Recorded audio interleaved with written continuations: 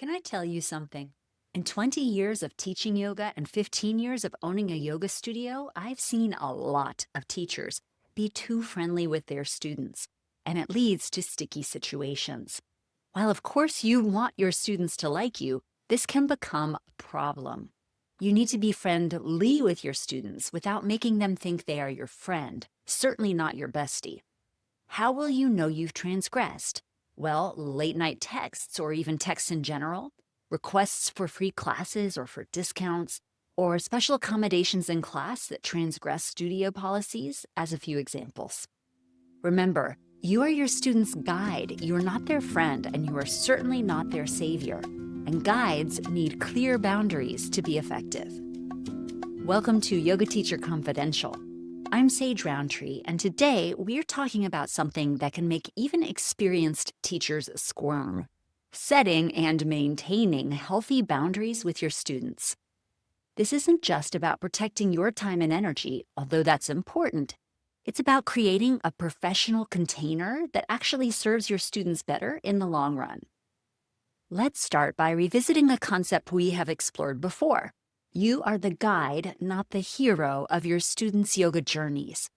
When we position ourselves as the guide rather than the hero, boundaries become not just easier, but essential. Think about it. In Star Wars, Yoda didn't invite Luke to move into his hut indefinitely. Gandalf didn't give Frodo his cell phone number.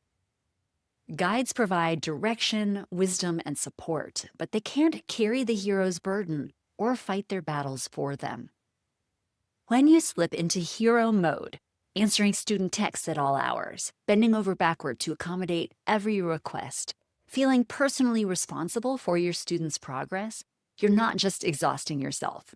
You're actually undermining your students' agency and their opportunity to develop their own practice. One of my earliest teachers would often remind us, "I'm not doing the yoga for you." That simple phrase contains profound wisdom about the teacher-student relationship. We offer tools, create conditions for growth, and we point the way, but the journey belongs to our students.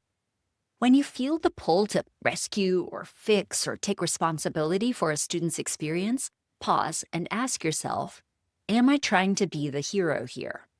This awareness alone can help you recognize when boundaries need reinforcing. This leads us directly to ethical boundaries in yoga teaching.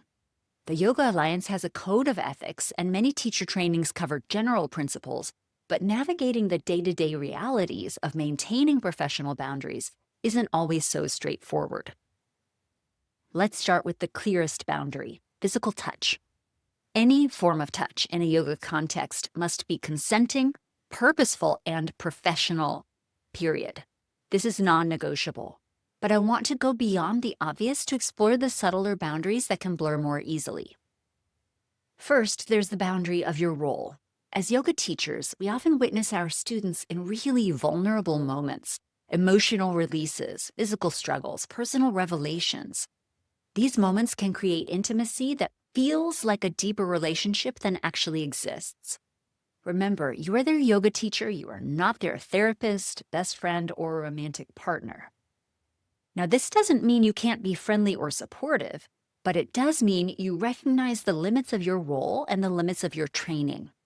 When a student shares something that falls outside your scope, whether it's details about marital problems or serious mental health concerns or physical issues requiring medical attention, provide compassionate listening, but give clear referrals to appropriate professionals. Then there's the boundary of your personal information. How much of your life do you share with students? Now, there's no single right answer, but whatever you do share should be intentional and not reactive. Ask yourself, am I sharing this because it serves my students' growth, or because I'm seeking something like validation or connection or comfort for myself? I found it useful to decide in advance what topics in your personal life are on or off the table. For example, I might share certain challenges in my own practice to normalize struggle, but I wouldn't discuss my family issues or financial stress or political opinions. Now, your boundaries may differ, but they should be conscious choices rather than accidental oversharing. digital boundaries deserve special attention in our constantly connected world. Do you accept friend requests from students on social media? Do you respond to yoga questions in your personal account DMs? At what hours will you answer emails or texts? These questions are worth considering before the situations arise. For me, I keep separate professional and personal social media accounts. I've communicated that I respond to teaching-related messages during business hours, usually within 48 hours, typically much faster. And I've set up automations that let students do things like book private lessons online instead of texting me directly. Finally, there's the boundary of your time. Your teaching schedule should include clear start and end times, not just for classes, but for your availability to your students before and after the official class times. It's common for students to linger after class with questions. And while this engagement can be super valuable for both of you, it needs limits, especially if you have back-to-back commitments or personal obligations. I've found it helpful to say something like, I have about 5 minutes before my next commitment. Is this something we can address quickly now, or would you prefer to schedule a private lesson to explore it more deeply? This acknowledges their question while establishing a clear time frame and ideally booking you a private client. Now let's talk about one of the trickiest aspects of the teacher-student relationship, transference and projection. These psychological instances happen when students unconsciously transfer feelings or project qualities onto you that have nothing to do with who you actually are as a person or a teacher. In therapeutic contexts, transference is pretty well understood, but it definitely happens in yoga too. A student might see you as a parental figure, or as a romantic interest, or a savior, or even an adversary, based not on your actual behavior, but on the student's own past relationships and unresolved issues. Here's some signs that transference might be happening. If you have a student who seems overly concerned with your approval, a student who becomes unusually defensive when you offer a correction, an adjustment, a student who expresses anger that seems disproportionate to the situation, any student who shows signs of romantic or sexual interest in you, a student who puts you up on a pedestal or idealizes you, or a student who seems to become unusually dependent on your guidance. Meanwhile, projection occurs when a student attributes their own qualities, feelings, or thoughts to you. Maybe they assume you're judging their practice because they judge themselves, or they believe you're disappointed in them because they're disappointed in themselves. As teachers, we are not immune to these dynamics either. Projection is something that happens for us too.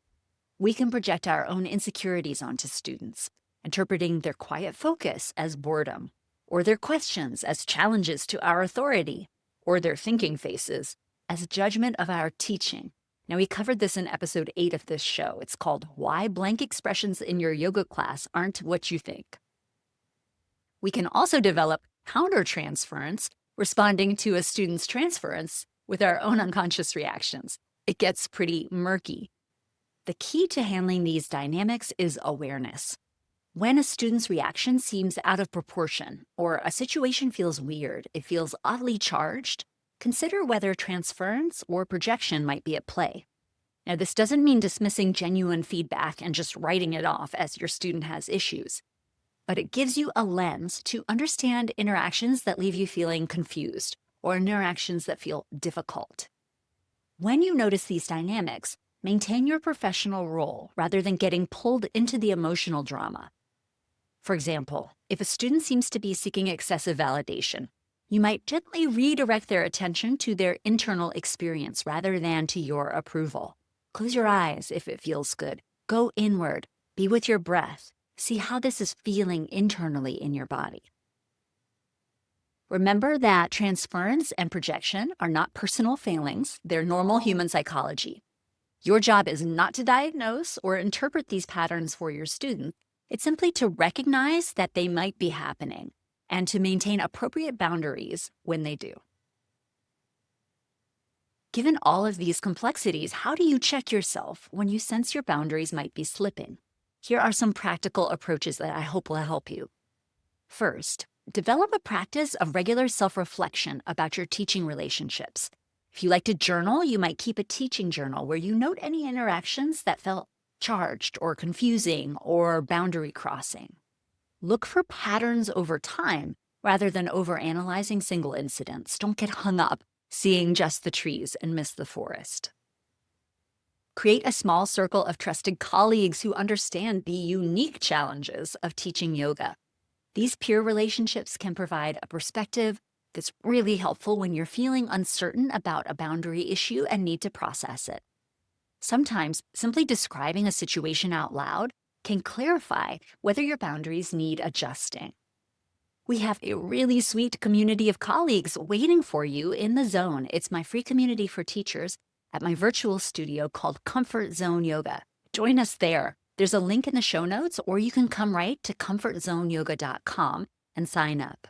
Then drop your observations and your questions in our collaborative Q&A space. We are here to help. I am in there to help.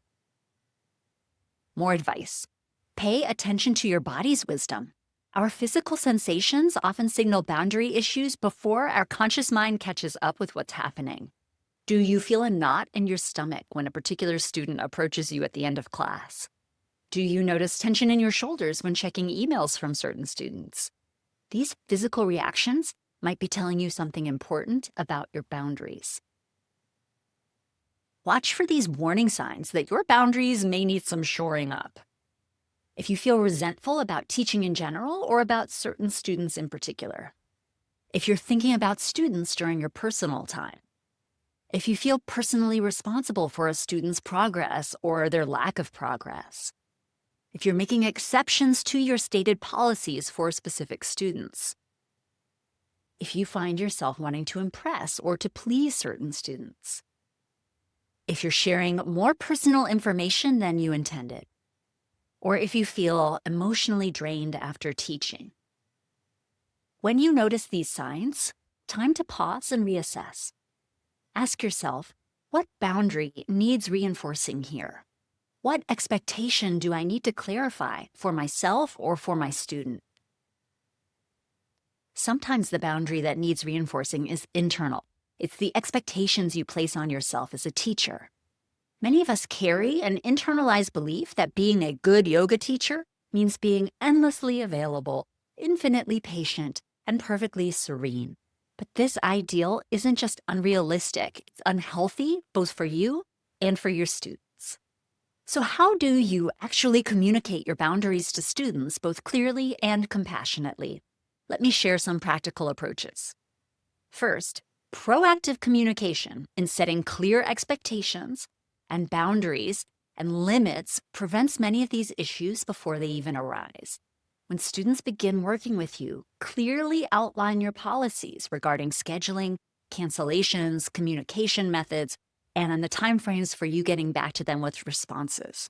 This isn't cold or too businesslike, it's professional, and it's respectful of everyone's time and energy. Teach people how to treat you. As folks like to say, clarity is kindness, or clear is kind. Try framing these boundaries in terms of what you do offer rather than what you don't. So instead of saying, I don't answer texts after 7 o'clock, try, I respond to messages during business hours, typically within 24 hours. Instead of, I don't discuss politics in class, try, I create a space focused on our shared practice. This positive framing maintains the warm, welcoming environment we all want to create in our classes while still establishing clear parameters. When you do need to enforce a boundary in the moment, use I statements rather than accusatory language. For example, I need to wrap up now to prepare for my next class, rather than, you're taking too much of my time. Be consistent with your boundaries across all your student population. I know it's tempting to be more flexible with longtime students or those you particularly connect with, but inconsistent boundaries create confusion and sometimes resentment. That doesn't mean you can't make occasional exceptions, but they should be conscious choices rather than precedents that you're setting. Here's a personal example. I don't typically socialize with students outside of the yoga context. When students invite me for a coffee or for drinks after class, much of my Monday night class goes for beer right after yoga. I gently demur. Frequently, I cite work as the cause because there is always more work I could be doing. There was exactly one time I broke this policy. My regular Monday night class had to be evacuated because of a gas leak in the building. And several students suggested we all go to the brewery across the street since we couldn't do yoga. In that unique circumstance, I said yes, and I joined them. It was clearly a one-time situation created by external factors completely out of our control, and I was comfortable making that exception. Both before and still today after that class, they go for their beer together. But for that one time only, it was our communal practice to drink beer together. If you do make an exception to your usual boundaries, be clear with yourself and others about why this situation is different. This prevents the exception from becoming an unspoken new rule, from setting a fresh precedent. Remember that holding boundaries isn't rigid and it's not unkind. It's actually a form of care. Clear boundaries create safety for everyone involved. They allow you to show up consistently and sustainably as a teacher. And they model healthy relationship dynamics for your students. Let me leave you with this. Your boundaries are not obstacles to connection. They are the container that makes meaningful connection even possible. Like the banks of a river that channel its flow, boundaries that you set and maintain give shape and direction to your teaching relationships. They serve everyone. When you establish and when you maintain your clear boundaries as a teacher, you are not limiting your impact as a teacher. You're ensuring that your energy flows where it can do the most good for the longest time, helping the greatest number of people without depleting your own wellspring, the source of your teaching energy. Here's an affirmation to help you remember. I serve best when I'm clear about my role and my boundaries. I serve best when I'm clear about my role and my boundaries. If you have questions about navigating specific boundary situations in your own teaching, you do not have to do it alone. Join our discussion at comfortzoneyoga.com in our free community for teachers called The Zone. The link is in the show notes. I'd love to see you there to hear your experiences and share your insights on this important topic. For now, I'm Sage Rountree, and this is Yoga Teacher Confidential. Thank you for listening, and I'll see you next time.